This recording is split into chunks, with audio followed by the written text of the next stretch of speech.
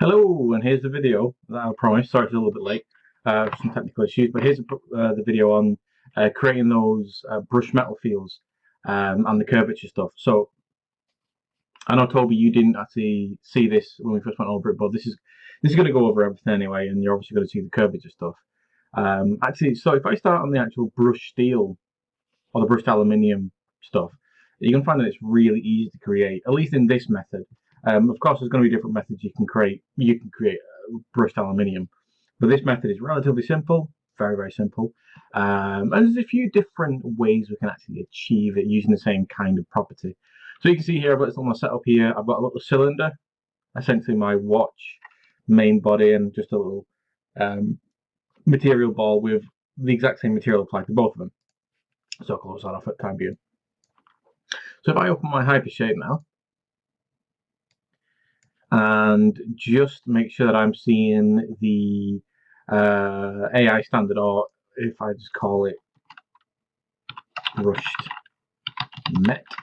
metal, and let's make sure I can see that. So I'll go to Graph Network. There we go. Now I'm just going to show you the outcome, or I'm not going to show you it plugged into the specular channel or anything like that, because it's just a black and white image that we're going to create, and just sticking it into the color channel is going to give us a better initial result, or at least one we can understand quicker.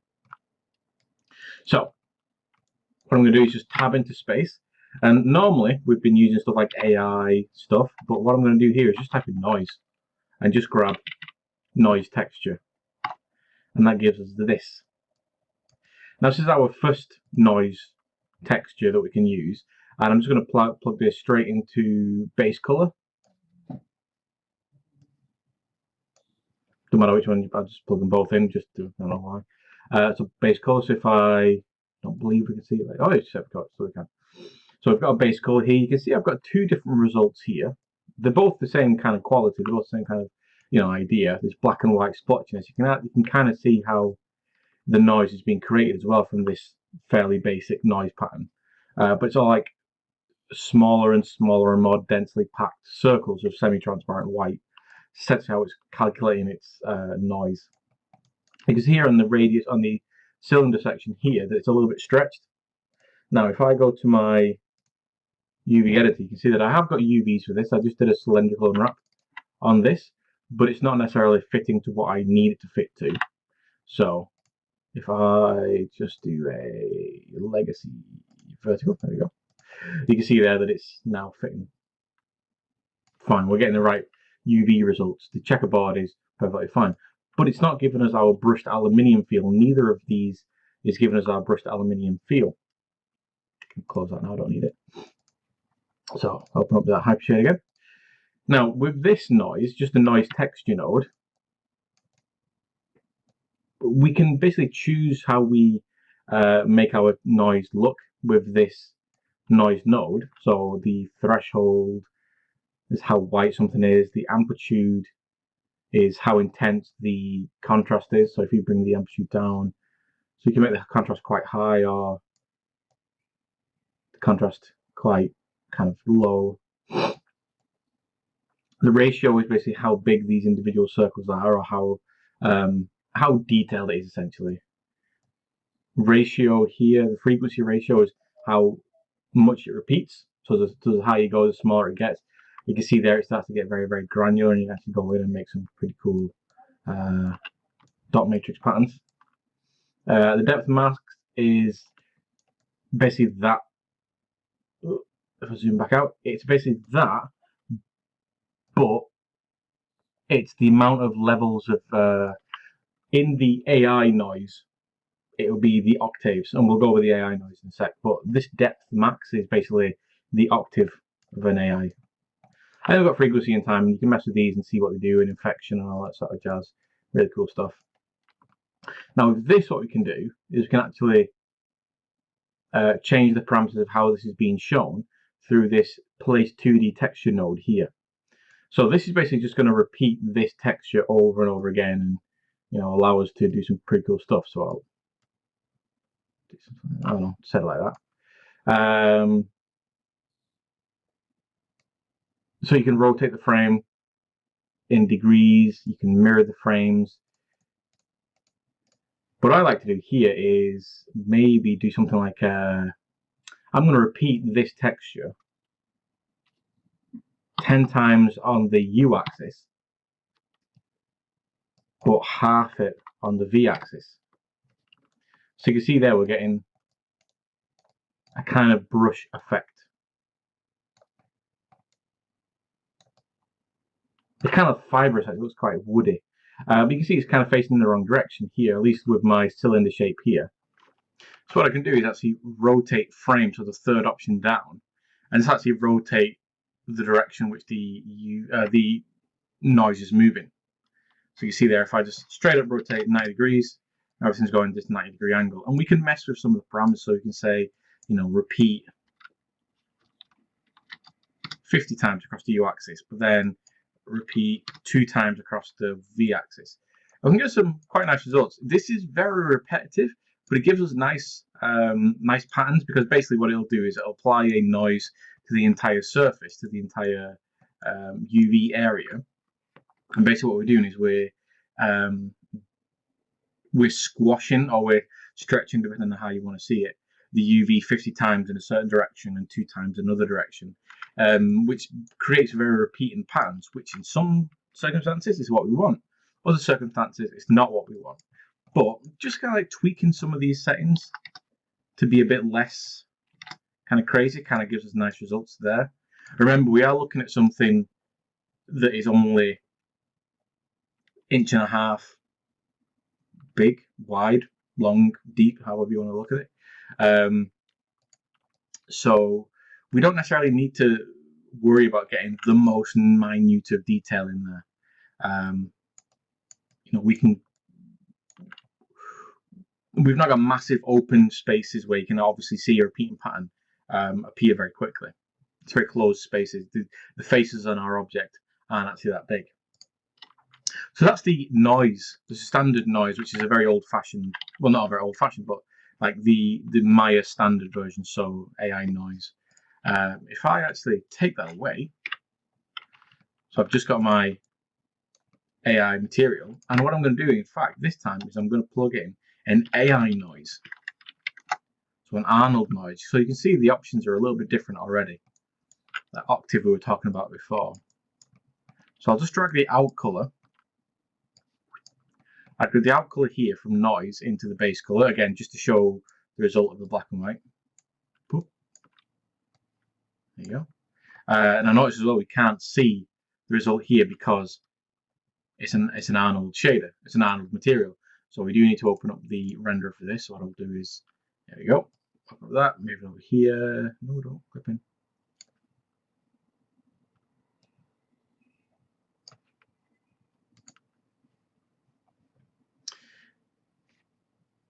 So you can see the result there. So it looks, the noise is there, it's very, very soft. Now the great thing about the AI noise version of this noise production stuff is it's a lot softer, it's a lot more dynamic, where the other one is circles, which are quite present. You know it's based off circles. This one is far more nuanced, it's far subtler, which is very, very cool. We can see here we're getting a noise pattern on our surface. So I just isolate that area there. There we go. So if I start to move the octaves are basically how I'll explain it. The range of black and white between each other. So if I bring the octaves down to 1, we've got a very, very subtle, soft gradient between the darkest dark and the lightest light. But if I start to move the octaves up, we're starting getting much more dynamic changes between light and dark. We're getting kind of splotches of lighter areas and darker areas, and splotches of darker areas inside lighter areas. It becomes a lot more in depth.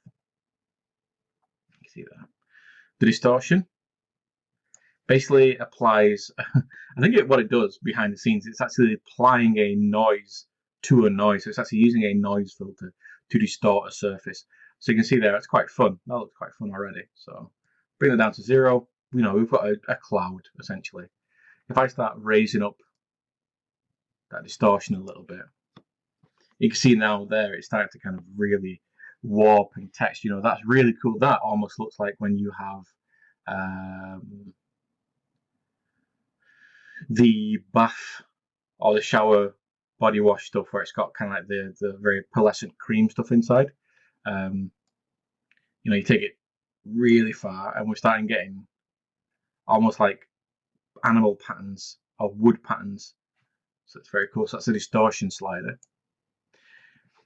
And I struggle saying this.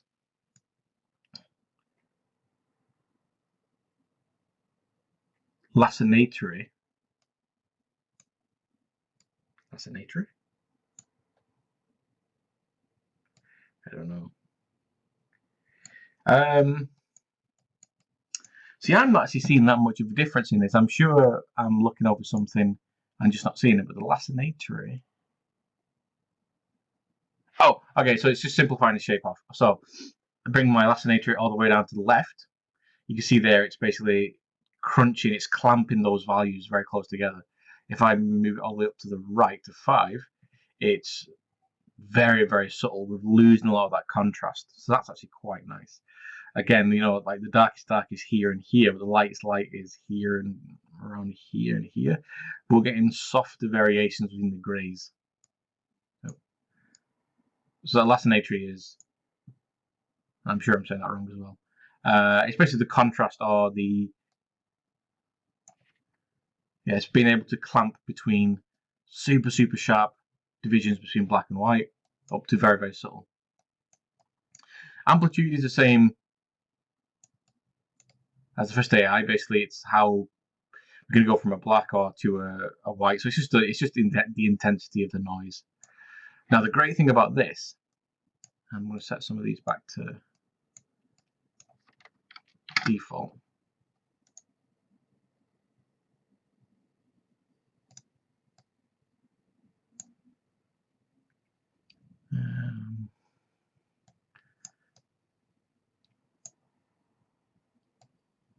Go.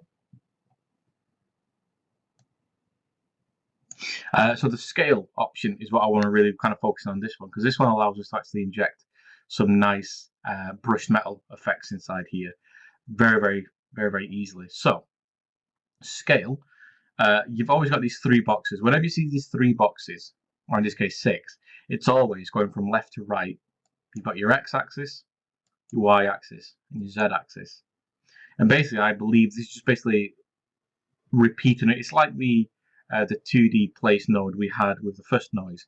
It's basically me repeating a pattern over a certain direction. But in this case, we're using a world style axis where we can actually duplicate it in or repeat it over y, z, and x. So what I'm going to do is I'm going to set it to scale. I'm going to repeat it to 5. So you can see there it's already started to affect our shape. If I go to y, I change that to 5. That's getting in the right direction there. So we're getting some nice kind of striations there. Set that to 10. Yes, that's looking very, very nice now. And Z. Okay, so that one is looking a little bit stranger. But remember, we're dealing with something that's X, Y, Z. So X length, Y height, and Z depth. So maybe Z is not going to be our best option for this. But I like the way that Y handled that then. And the offset is basically the same. It just basically moves the repeat around, which for this isn't going to be much of an issue because it's just not going to be much of an issue. Now the great thing about this whole setup is our coord space. So currently it's set to object, but what I'll do is I'll set that to world first, and I will just move the object like that.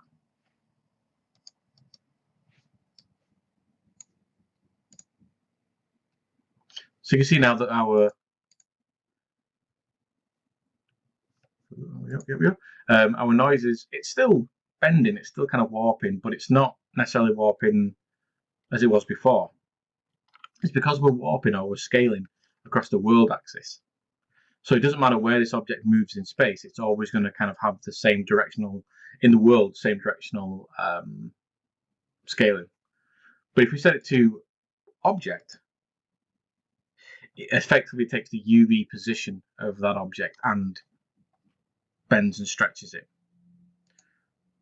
Which means that if I start rotating this object around, the direction of which these lines go will always be the same relative to the object. It's not going to start looking really weird on the surface. Then you got pref, and then you got UV, which the UV in this case isn't going to be super useful for us because the UVs are quite thin and not very big. If we had something that was filling the entire UV space, this would be really good because currently we're only using like a tiny fraction of the UV space with this object. You can see there. This is a very, very small section of this big UV space.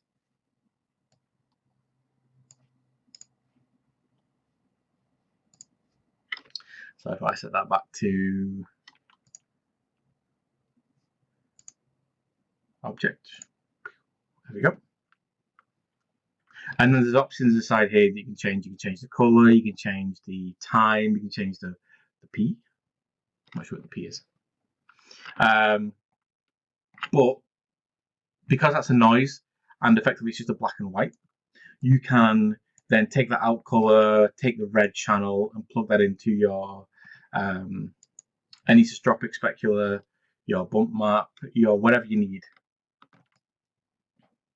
And you could even plug a range in between this to clamp down to get a bit more expression on these differing contrasts. So the same thing we did with the AI utility, where we used the range to clamp down those values to make sure that it's only going to be shown in one area the most. We can use the same sort of thing on this one. So we put a range, the AI range, in between the AI noise and wherever we're going to plug this into to give us a bit more control over our noise. And there are other noises inside there as well. So if I just type in noise in general, we're getting all these different methods of making noise, which kind of react differently to the surface. We've got AI cell noise, AI noise, volume noise, and then a simplex noise. So feel free to actually try those and have a look through because they all work relatively similar. There's not a whole massive amount of difference between the two.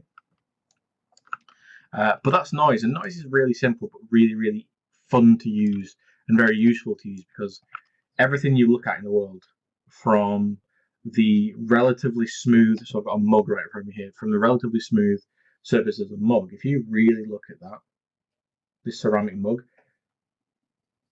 and you let the light kind of catch the surface, you can see there's actually little tiny bumps, scratches, maybe the way that they've glazed the cup, there's actually brush stroke directions you can see inside there. A lot of this sort of stuff, if we were doing this through in 3D, could be produced through black and white maps because it's either depth, which is obviously darker it is, the lower it is, the lighter it is, the higher it is, or specularity or roughness. So if a roughness map is what you're using, then the darker it is, the shinier it is, the lighter it is, the rougher it is. Or flip it to be a specularity. The darker it is, the less specular it is, the lighter it is, the more shinier it is. Simple, but really effective. Like I keep saying, like quite often, so much of what we do is smoke and mirrors, and we make stuff look very complex when really it's not very hard at all. It's quite simple, at least for the for the not so crazy simulated stuff. Cool. So that's the noise stuff. It's relatively simple. We can combine this, we can mess with it, and you can even create this sort of stuff inside Photoshop. If you just want a flat image, you want to create your noise yourself, you can create a noise render or a cloud render, and then warp it, stretch it over a certain axis. You can do tons of stuff. Cool. Right, that's super cool. The next one I'm going to show you is the curvature map, and we're going to come over here to our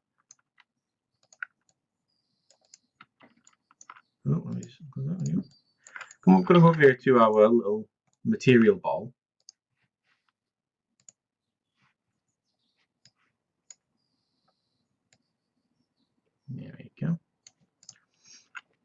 And this is, again, relatively simple. It's a little bit similar to what we've done already.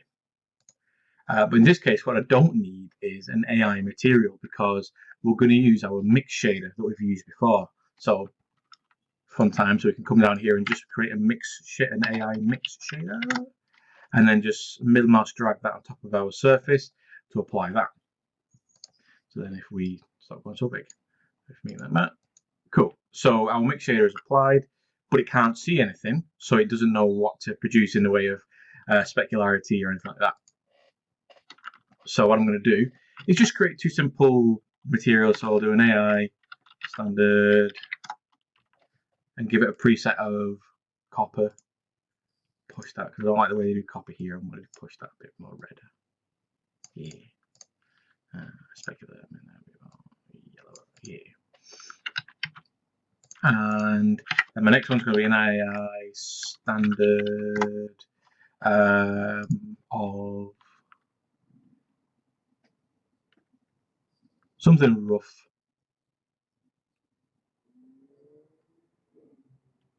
Right, I'm going to do an incandescent again because this is fun that we can actually use that to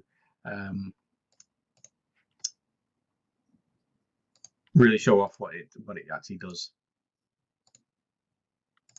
Cool. So then we've got our two AI standards. I'm just going to move them down here. Now, the difference is in this one is obviously we've got our mix shader here, so we're going to plug in our top one here to mix shader 1, and then our bottom one here to mix shader 2. I said to mix shader 2. There we go. So you can see there's something's happening there. We're getting a blend between the AI copper, or this copper material we just made. Start rendering. There you go. The AI copper material we just made and the AI material, incandescent bulb. So as well, what I'm going to do just to really show this off is I'm going to make this whole scene very dark.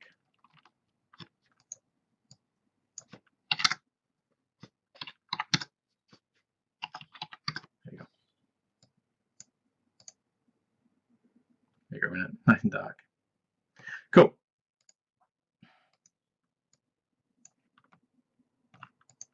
All right then. Whoop.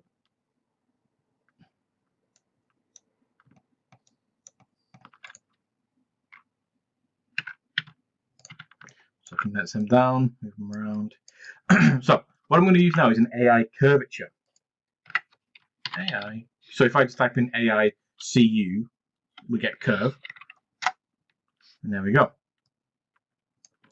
Now what I'm going to do is just take the red channel out of here and plug it into my mix because my red channel is essentially my black and white channel. And we want a black and white version. Now, what the curvature is actually going to do, if I plug this in,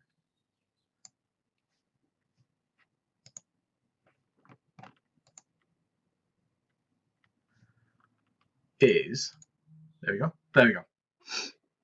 is it's going to look at the surface and it's going to read it and it's going to say, right, areas between an angle of 0 to say 10 degrees, it's not going to look at. And then areas of like 11 degrees up to 180 degrees, it's going to treat as a curve essentially. It does that convex and concave, which you can actually change here, convex, concave, and even both, which is quite cool to look at. But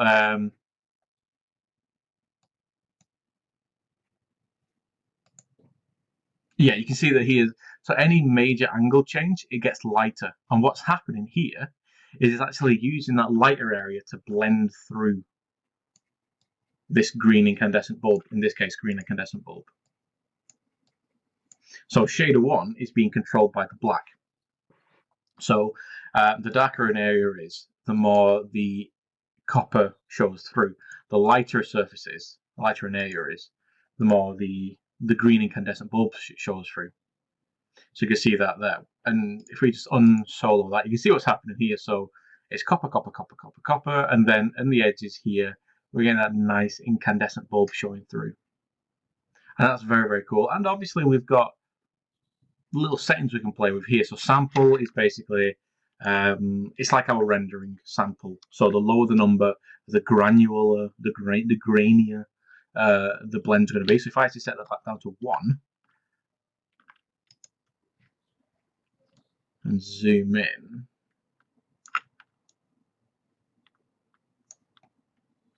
you see the grain got really kind of specular, or not specular, kind of like really grainy and kind of not very neat, because there's less detail, there's less kind of resolution there to produce this curve. But if I put that curve up to, say 6, let's go for something high. Now there's more levels of resolution there to actually catch that curvature, so it gets a little bit brighter. Not necessarily brighter in a opacity level, more as a brighter in a, if you imagine a cluster of dots to make up an image, the more dots there are, the more intense a certain something is, but the less dots there are, the more dissolved and grainier it looks, if you get what I mean. So let's put that back to 3. My radius is basically how far that stretch, or if we're thinking of the radii in degrees, we're basically pushing the radius in what is being considered something to be a curve is being raised. So on something like this ball, it's very quick to actually raise that because the whole thing's very curved. And there's not many, if any, flat edges without a curve on it. So you can see there, just by raising the radius up a little bit, we start to get a lot of that incandescent bulb showing through. If I lower that down, it does the opposite effect, so it starts to really throttle that back into certain areas.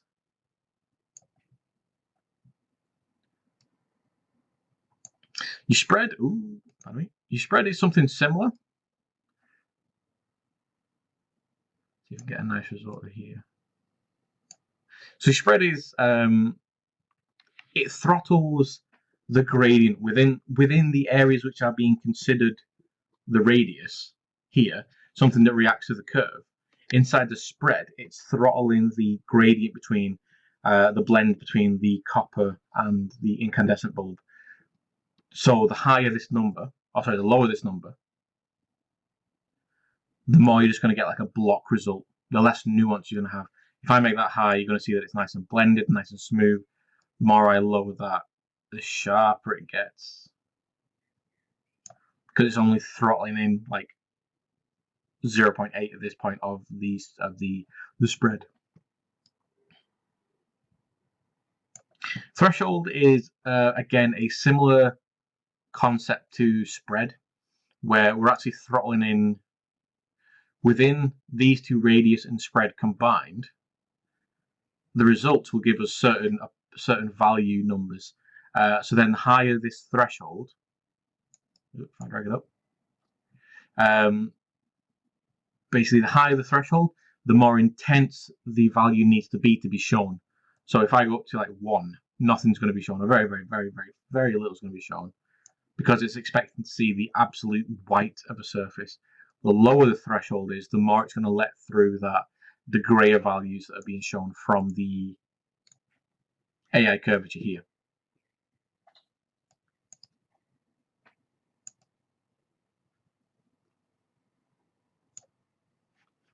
And the bias is kind of like a contrast. So it's really going to start raking up that white value of something. So if I bring it all the way down, we can get some very subtle greys in there. So it's going to kind of blend in the copper and the green. But if I bring that up higher, it's going to really push that green through the copper. And multiply is basically just an intensity slider. So if I want that to be super sharp or super bright in general, I can bring that multiplier up.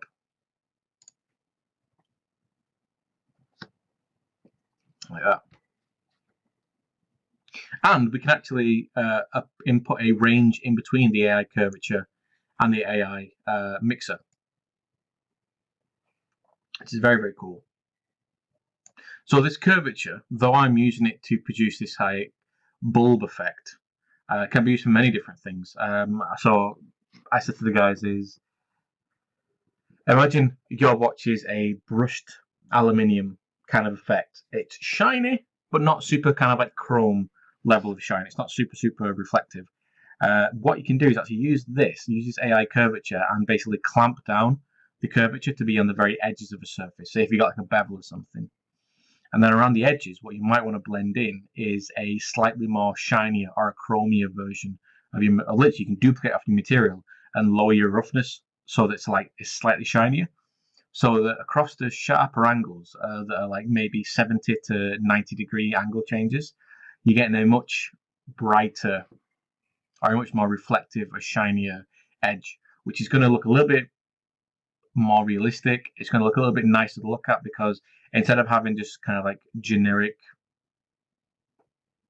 quality over the entire surface where everything's got the same level of roughness or whatever, you're giving it a change. You're giving this nice separation between a rougher area, lighter area, shinier area, the rougher area again.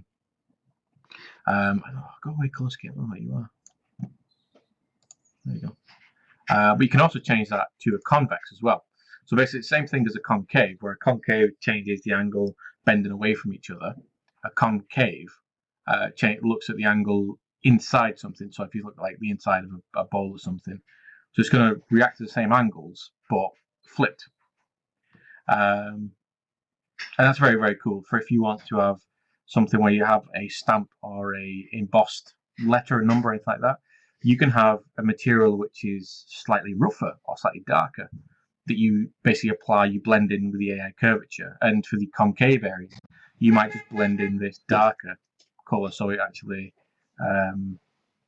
produces a separation again between these very kind of monotonous brushed aluminium things. You can have this rougher or darker interior again to either push through the you can push that little embossed area through.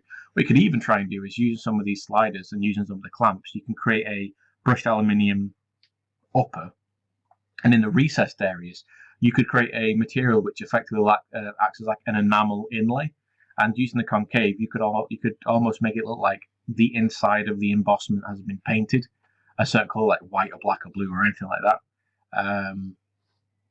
And again, it's just how you use the results of the shader. This is just giving us a convex and a concave separation. We can blend in the materials depending on, what's being lit or what's being seen. But then what you blend in and how you're actually using it is completely up to you. You can do some pretty cool stuff with this. I think one of the things, it's going to be hard to reproduce it here, but one of the things I produced in class was I made this little shader ball look like one of those rough plastic lights that you always see in IKEA, and then around the areas where the plastic, quote unquote plastic, would be denser, the shader kind of got darker and darker and darker, so it kind of gave the illusion of thicker plastic and a more dense buildup of material, so light would get stopped inside those areas, and it gave this really cool effect and almost give me a very kind of softbox ambient light kind of effect, which is very cool. And again, it's just about messing with the settings. These are all super simple stuff. It's not incredibly brain bending things. There are things we can do, so we can bring in stuff inside the radius, the threshold, the bias, the multiply to control the way these edges work. But I'm not going to go over that yet because that is something we don't necessarily need for this. And I'll probably just produce that as a supplementary thing for, if you want to produce something in your own time. But we could technically make a rusty copper under with a painted upper and make the copper look like across the edges, or make the paint look like across the edges that it's been chipped away and weathered away. And instead of getting these relatively smooth separations between the copper and the incandescent, we can actually make it look like the natural decay and the roughness of a surface, which is very cool. But that is the AI noise and that is the aiCurvature. So very simple stuff. And one thing I could say is just get hold of everything we've used so far: the utility nodes, the AI range, which is essentially just a clamp. It just takes the values we've already plugged into something and allows us to then clamp down in certain thresholds and just have a play and just see what works. You might come across something that is